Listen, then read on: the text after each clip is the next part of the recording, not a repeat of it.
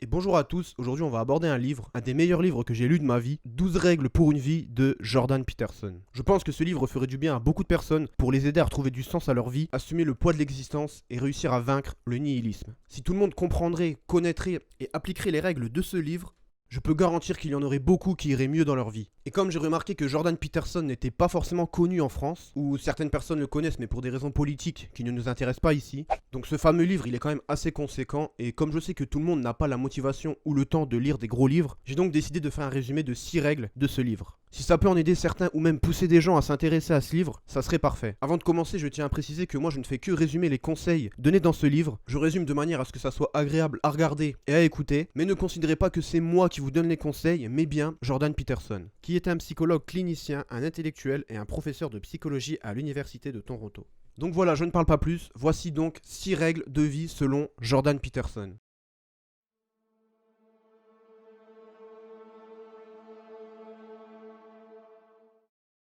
Il y a beaucoup de monde qui nourrissent un ressentiment contre l'humanité et la dure réalité de la vie. Prenons pour exemple une des deux personnes qui ont provoqué une des tueries de masse les plus célèbres, Columbine. L'un des tueurs du duo a écrit ces mots: l'espèce humaine n'est pas digne qu'on se batte pour elle. Elle mérite simplement qu'on l'éradique, que l'on rende la planète aux animaux. Ils en valent infiniment plus la peine que nous. Plus rien n'a de sens. Ils n'en pouvaient plus de la vie et de ses difficultés. Ils ont craqué et ont pensé bon d'amener leurs camarades avec eux. Mais toutes les personnes qui souffrent dans leur vie ne prennent pas les armes pour se venger sur d'autres innocents. Et bien heureusement, la vie est dure et compliquée pour tout le monde. On souffre tous d'une manière ou d'une autre. On a tous des problèmes qui nous rongent l'esprit. C'est comme ça, l'existence est faite ainsi. On est venu au monde sans rien demander dans cette vie qui n'a pas de sens. Et en plus de ne pas avoir de sens, elle est douloureuse. Mais qu'est-ce qu'on peut faire pour échapper à la dure réalité de la vie? Péter un câble et tuer tout le monde? Non, bien évidemment. Pour des personnes saines d'esprit, on n'y pense pas. Se suicider? Non. Même si ça peut parfois nous traverser l'esprit, ce n'est pas une bonne solution et personne n'a envie d'en arriver là. Donc du coup, qu'est-ce qu'on fait? On peut décider de mener une existence vide de sens, où on n'a pas réellement d'objectif sur cette terre, si ce n'est vivre. On continue de se plaindre en disant que la vie est injuste et qu'on n'a pas eu de chance, on aurait pu avoir mieux.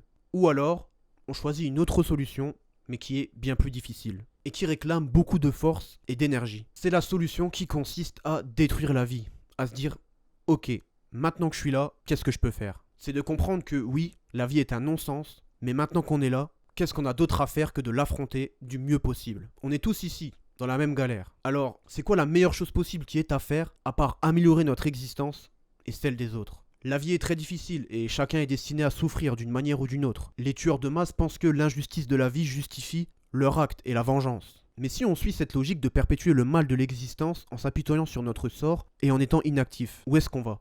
Ne vous nourrissez pas de ressentiment contre la vie et acceptez-la comme elle est. Et devenez contributeur de l'amélioration du monde plutôt que de vouloir rendre le mal que la vie vous a fait. Imaginez être habitant dans une zone à risque et votre maison se fait engloutir par une tempête. À ce moment-là, vous pouvez maudire la vie en se disant que Dieu ou la nature est injuste et que ça n'aurait pas dû arriver. Ou alors vous pouvez tout simplement comprendre que vous habitez dans une zone à risque et que vous n'avez pas su mener les bonnes actions, comme construire un toit et des fondations plus solides afin que ce drame n'arrive pas. Une tempête, c'est un acte de la nature, mais se le prendre, c'est un manque de préparation. Ne jugez pas la vie telle qu'elle est. La vie est injuste et c'est comme ça. Tentez plutôt de faire du ménage dans votre vie et de comprendre comment améliorer votre existence et celle des autres. Jordan Peterson nous demande, est-ce qu'on a réellement fait tout ce qui était en notre possible pour améliorer notre existence? Ne rejetez pas la faute sur le capitalisme, la politique de votre pays ou je ne sais quel problème. Évitez de vouloir réorganiser tout un état avant d'avoir mis vous-même de l'ordre dans votre propre existence. Il vaut mieux changer de vie plutôt que de maudire son sort. Décidons tous de faire de notre mieux et commençons par balayer devant notre porte avant de critiquer les autres.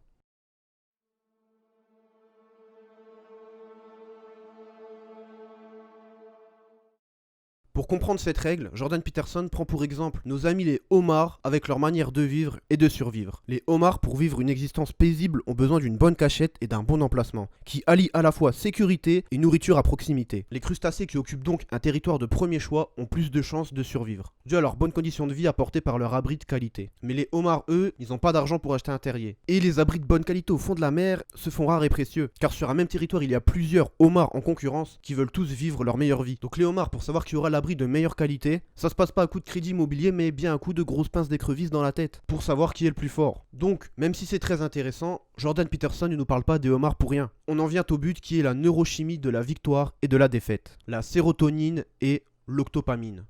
Chaque victoire après un combat augmente la quantité de la première par rapport à la seconde. Un homard vainqueur avec un haut niveau de sérotonine et peu d'octopamine devient sûr de lui et plus fort. Et un homard vaincu exposé à de la sérotonine est prêt à porter sa paire de pinces et à retourner se taper contre un homard qu'il a déjà vaincu. Et à l'inverse, un crustacé avec un haut niveau d'octopamine devient un homard déprimé, faiblard, avec des réflexes de fuite plus importants et un moral de vaincu. Et il faut savoir qu'il y a 350 millions d'années, les homards existaient déjà. Il y a 350 millions d'années, les cerveaux et les systèmes nerveux étaient relativement simples. Mais néanmoins, ils avaient déjà la structure et la neurochimie nécessaires au traitement des informations sur notre statut dans la société. Ça veut dire que nous vivons au sein d'une hiérarchie de domination depuis très très longtemps. Et la partie de notre cerveau qui prend compte de notre statut dans la hiérarchie est par conséquent extrêmement vieille et essentielle. C'est un système de commande qui module nos perceptions, nos valeurs, nos émotions, nos pensées et nos actes. Et elle a des répercussions sur tous les aspects de notre être, que ça soit conscient ou inconscient. Et c'est la raison pour laquelle que lorsque nous connaissons une défaite, nous nous conduisons comme un homard qui a perdu un combat. Nous nous affaissons, nous baissons les yeux et nous devenons incapables d'affronter les combats imposés par la vie. Prenons la sérotonine, la substance chimique des vainqueurs. Les humains en bas de la hiérarchie en produisent des quantités relativement faibles. Et à chaque nouvelle défaite, la quantité de sérotonine diminue un peu plus. Et un niveau peu élevé de sérotonine provoque une perte de confiance en soi et une plus forte réaction au stress. Un faible niveau de sérotonine signifie moins de bonheur, plus de maladies et une espérance de vie réduite. Et ce aussi bien chez les humains que chez les crustacés. Au fond de nous, on a tous un très vieux calculateur qui gère notre position dans la société. Quand on est numéro 1, c'est-à-dire au plus haut, tout comme les homards, on doit se battre avec acharnement pour conserver ou augmenter notre position dans la hiérarchie. Sauf que nous, on n'emploie pas l'agressivité physique pour y parvenir, mais on a à notre disposition d'autres astuces pour grimper la hiérarchie. Quand on connaît un succès important dans la vie, tout comme les homards, on a accès à un meilleur logement, à de la meilleure nourriture, les relations sexuelles et durables sont plus simples, on vit comme les homards qui ont réussi. Et au contraire, quand on est en bas de l'échelle, on peut être logé dans de faibles conditions, on se contente de nourriture de faible qualité, on est en mauvaise condition physique et nous n'intéressons personne. À part ceux qui sont aussi désespérés que nous. La partie de notre cerveau spécialisée dans l'évaluation de la domination observe de quelle manière les autres nous considèrent. Et à partir de cet examen, elle détermine notre valeur et nous alloue un statut. Et si notre statut est donc peu élevé, elle nous délivrera donc une quantité peu élevée de sérotonine. Quand on est en bas et qu'on a peu de sérotonine, notre cerveau part du principe que même les plus petits problèmes peuvent déclencher beaucoup de problèmes. Et dans des mauvaises conditions, on va donc sauter sur la moindre occasion de prendre du plaisir.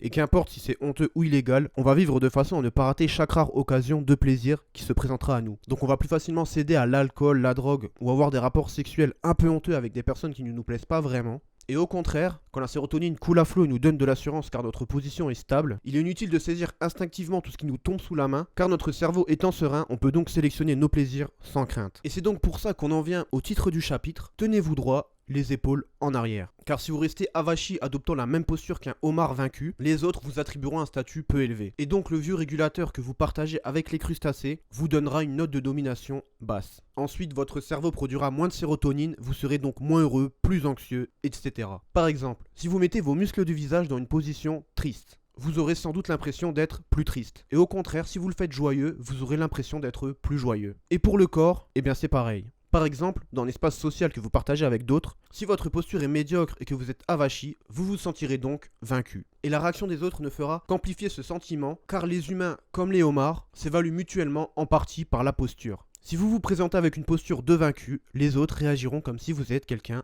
de vaincu et de faible.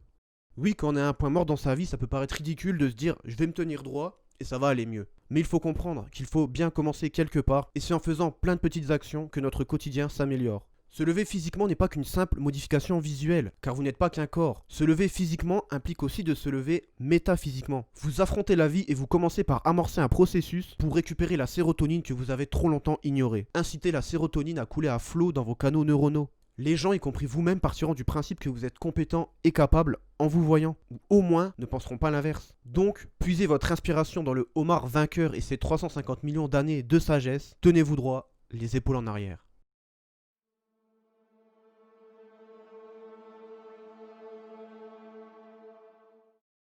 L'auteur du livre commence le chapitre en parlant des gens qui sont malades sous ordonnance de médicaments, mais ne prennent pas leurs médicaments correctement. Alors que ces mêmes personnes emmènent leurs animaux chez le vétérinaire, écoutent parfaitement les conseils et donnent correctement le traitement à leurs animaux de compagnie. Et il se questionne donc sur le pourquoi du comment est-ce que certains individus prennent plus soin de leurs animaux que d'eux-mêmes. Comment est-ce que cela est-il possible et pourquoi est-ce que certains individus préfèrent leurs animaux qu'à eux-mêmes? Et il part du constat que nous ne nous apprécions pas nous-mêmes. Nous ne nous apprécions pas nous-mêmes car nous sommes conscients de nos péchés. Connaissons le mal que nous avons fait et connaissons nos défauts. Nous, en tant qu'êtres humains conscients, nous savons distinguer le bien du mal et nous sommes tous dotés, ou presque, d'une morale. Donc nous, en tant qu'êtres humains conscients et lucides, nous ressentons le dégoût de soi et la honte. Et dans la vie, on a très certainement tous fait des choses qu'on regrette, et c'est peut-être pour cela que nous ne nous apprécions pas. Dans ce chapitre, il nous invite à faire la paix avec nous-mêmes, à accepter nos péchés et à avancer dans la vie. Imaginez-vous offrir une friandise à un enfant.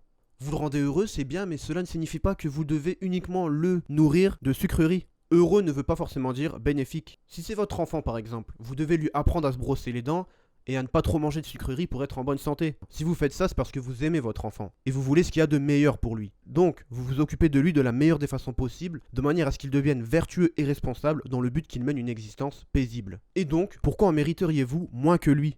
Essayez de réfléchir et demandez-vous à quoi ressemblerait votre vie si vous vous occupez de vous-même de la même manière que vous vous occupez de quelqu'un que vous aimez. Commencez à prendre soin de vous comme vous le faites avec quelqu'un que vous aimez.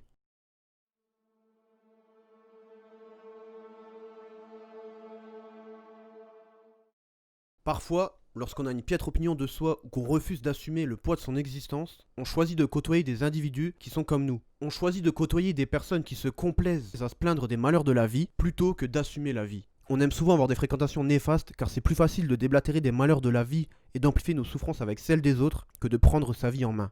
Donc souvent, on préfère rester avec le même groupe de personnes qui ne visent pas haut. Car voir quelqu'un qui réussit dans notre entourage est difficile, car sa réussite met en lumière notre incapacité à faire les bons choix. Ou alors, on peut choisir des amis néfastes pour d'autres raisons. On peut vouloir les secourir car nous sommes quelqu'un de bon et généreux et qu'on leur veut du bien. Imaginez quelqu'un qui ne va pas bien, il a besoin d'aide et il a peut-être besoin d'un simple coup de main pour aller mieux. Mais comment peut-on savoir qu'en aidant quelqu'un, on ne va pas s'enfoncer nous-mêmes avec les problèmes d'un autre? Car imaginons que, par exemple, pendant une soirée de personnes droites et responsables, on y ajoute une personne alcoolique qui ne sait pas se contrôler sous alcool. C'est souvent l'influence de la personne nocive qui va semer le trouble et pas l'influence des personnes droites et responsables qui va influer sur le comportement de la personne nocive. Le mal se répand toujours plus facilement que le bien. Il est beaucoup plus facile de faire baisser son niveau que de l'élever. Si vous êtes en contact avec quelqu'un de mauvais, il y a bien plus de chances que vous régressez que lui ne progresse. Avant d'aider quelqu'un, il vaut mieux comprendre pourquoi cette personne a des ennuis et éviter de partir du principe qu'elle est victime d'une situation injuste, car c'est sans doute l'explication la moins probable. Car si vous croyez que toutes les choses de la vie se produisent par enchantement, sans aucune part de responsabilité de la victime, ça veut dire que vous niez que cette personne ait pu exercer la moindre influence sur sa vie par le passé. Il est beaucoup plus probable qu'un individu ayant de gros problèmes ait simplement décidé de renoncer au chemin qui mène vers le haut à cause de sa difficulté, que parce que sa vie est vraiment injuste. Car la vie est injuste pour tout le monde, ou presque. Et c'est peut-être même votre hypothèse face à ce genre de situation. C'est trop dur, pensez-vous. Et vous avez peut-être raison, c'est trop vous en demander de devenir meilleur.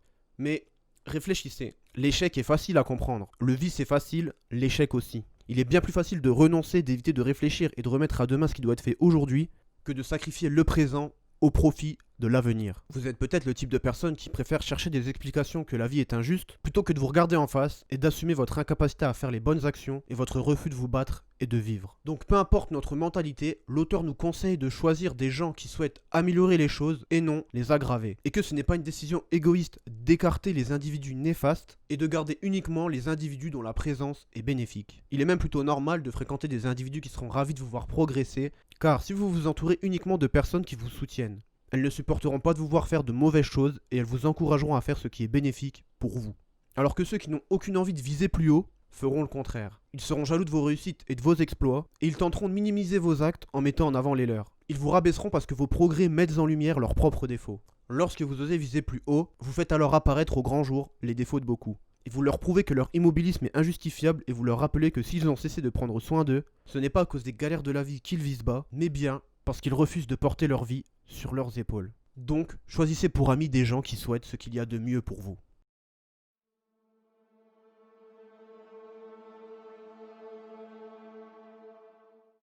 Si vous venez d'une petite ville, il est probable que vous soyez le meilleur de votre ville dans votre domaine. Mais si vous venez de Paris par exemple, il est peu probable que vous soyez le meilleur. Et c'est encore plus le cas maintenant que nous sommes connectés aux autres via Internet. Comparez-vous à vous-même car il y aura toujours mieux que vous. Même le domaine où vous êtes le meilleur, il y aura toujours meilleur que vous. Nous ne sommes pas égaux et nous sommes nuls si on se compare aux autres. Mais on a tous une petite voix dans la tête qui nous compare aux autres et qui nous fait remarquer sans cesse que nous ne sommes pas à la hauteur, comparé à certains qui ont réussi. Mais commençons par réfléchir aux termes réussite et échec, qui sont bien trop manichéens. Soit vous réussissez, soit vous échouez. Ces termes ne laissent place à aucun juste milieu dans un monde aussi complexe que le nôtre. De telles généralités sont grotesques. La vie n'est pas binaire, il n'y a pas le bien et le mal. Et la vie nous accorde de nombreuses manières d'être utiles. Si l'une d'entre elles ne nous convient pas, on peut en choisir une autre. Et si aucune ne nous convient, on a toujours la possibilité d'en inventer une. Et ce n'est pas du tout pertinent de vous jauger uniquement auprès d'un modèle de réussite unique. Ça peut très rapidement induire à vos yeux que l'existence est injuste, ce qui sapera votre motivation et votre efficacité. J'imagine que vous connaissez tous la vidéo de l'expérience où il y a une équipe blanche et une équipe noire qui se pincent un ballon entre elles. Et le but de l'expérience c'est donc de compter pendant 1 minute 30 environ combien de passes l'équipe noire se fait entre elles. Et au milieu de l'expérience, il y a un mec déguisé en gorille qui vient en plein milieu des deux équipes. Mais seulement une personne sur deux qui réalise l'expérience ne s'est même pas rendu compte tellement il était concentré à compter les passes. Et ça c'est dû au fait que quand notre cerveau est concentré sur une tâche, il fait abstraction de tout le reste pour économiser de l'énergie. Donc en gros, si vous vous focalisez sur les mauvaises choses, votre cerveau fera abstraction de tout le reste. Et restera donc concentré sur les mauvaises choses que vous visez. Donc demandez-vous au plus profond de vous-même, sur quel objectif votre attention est-elle braquée? Si par exemple, votre attention est braquée sur le fait d'avoir un conjoint ou une conjointe très attirante, comment allez-vous procéder? Vous allez peut-être aller en boîte de nuit et essayer de séduire la plus belle personne de la boîte. Mais ça ne marchera probablement pas. Étant donné que la personne a déjà eu 50 personnes avant vous qui ont essayé de tenter quelque chose, vous allez sans doute vous prendre un râteau, et puis c'est tout. Donc à ce moment-là, vous avez deux possibilités. Soit vous dites que la vie est injuste et que la nature a fait quelqu'un de vous de non séduisant et continuez à vous plaindre de votre sort. Soit vous commencez à remanier votre intention sur des choses plus importantes, sur des décisions plus larges que votre seul objectif. C'est-à-dire vous dire, ok, à partir de maintenant, qu'est-ce que je vais pouvoir faire pour que la prochaine fois que j'essaye de séduire quelqu'un, je ne me prenne pas un vent? Commencez par vous donner de petits objectifs. Et demandez-vous, qu'est-ce que je pourrais faire aujourd'hui qui me rapprocherait un peu plus de mes objectifs? Ne visez pas un objectif en particulier, visez à vous améliorer vous-même, dans le but d'obtenir ce que vous désirez. Concentrez-vous sur votre présent car c'est votre présent qui détermine votre avenir. Commencez par viser petit étant donné que le moindre effort peut paraître insurmontable quand on commence. Et fixez-vous des objectifs journaliers en vous demandant qu'est-ce que je pourrais faire dans le but d'être une meilleure personne demain. Quand vous vous réveillez, dites-vous ok, ce soir je veux que ma situation soit un tout petit peu meilleure que ce matin. Et définissez les objectifs qui vont faire en sorte que ce sera meilleur. Ensuite, faites ce que vous avez décidé de faire et répétez cette opération tous les jours. Et chaque jour, votre référentiel de comparaison s'élève un peu plus et vous pourrez vous comparer à la personne que vous étiez avant. Continuez pendant 3 ans à exécuter des tâches qui vous rendront meilleur et votre existence aura changé du tout au tout. Ce que vous visez détermine ce que vous voyez. Et quand vous procédez de la sorte, la frustration n'existe plus. Vous apprenez à devenir patient et vous comprenez que si vous n'avez pas encore atteint vos objectifs fixés, c'est que vous ne vous êtes pas encore assez amélioré pour l'avoir. Mais ça va venir. Concentrez-vous sur la journée à venir mais visez l'amélioration constante. Comparez-vous à la personne que vous étiez hier et non à quelqu'un d'autre.